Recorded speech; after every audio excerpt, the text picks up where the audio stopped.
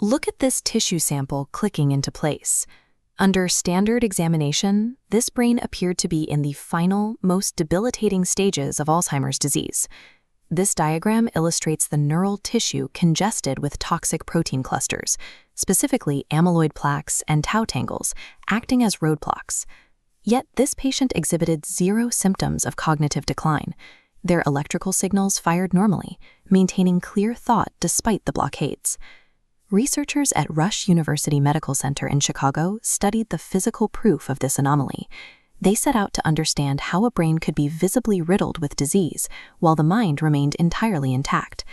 This mismatch between physical damage and mental performance indicates that Alzheimer's pathology does not make cognitive loss inevitable. In these specific cases, a biological buffer allowed the mind to function normally despite the physical destruction of the brain tissue.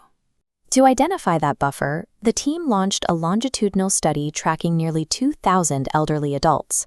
For 8 years, they mapped every participant's cognitive health alongside their environment and daily habits.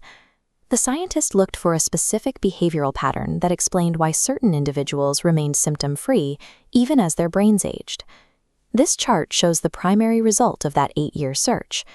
The researchers identified a specific lifestyle factor that correlates with a 38% lower risk of developing Alzheimer's disease. This defense is built through accessible daily habits maintained over the course of decades. It relies on consistent, lifelong mental engagement to produce a measurable protective effect. Researchers define this factor as cognitive enrichment, the process of building a functional shield through continuous mental stimulation. This visualization shows how the study compared participants at two extremes, the top 10% with the highest enrichment scores versus the bottom 10%.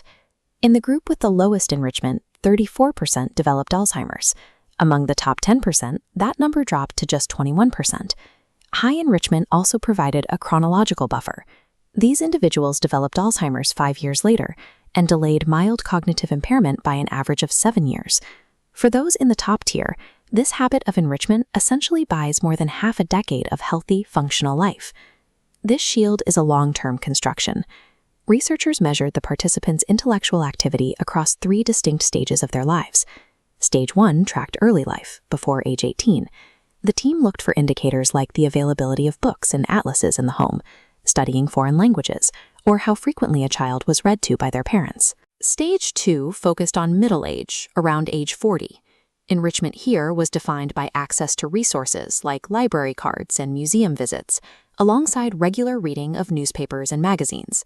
Stage 3 monitored late life, from age 80 onward. The variables included writing letters, reading books, and playing complex games that require high levels of strategic focus. These results suggest that cognitive health in old age is the compounding interest of a lifelong habit of curiosity. The final confirmation came from participants who passed away during the study. Autopsies allowed researchers to examine the physical brain tissue directly. The mystery remained. The brains of highly enriched individuals were full of toxic amyloid and tau, yet their thinking and memory scores remained high until the very end. This is cognitive resilience in action. A lifetime of learning forces the brain to sprout new neural pathways. These connections act as physical detours, routing information around the protein clusters that would otherwise stop a thought in its tracks. While learning does not prevent the physical presence of Alzheimer's, it builds a redundant, highly connected architecture that renders the disease functionally powerless to disrupt a person's life. This shifts our understanding of community health. Public access to stimulating environments is a primary tool for maintaining the cognitive health of a population. Libraries, early education programs, and art galleries act as public health infrastructure, providing the enrichment necessary to delay the symptoms of dementia. Every new skill learned or book read adds a physical connection to the brain. You can begin building that fortress today by choosing to feed your own curiosity.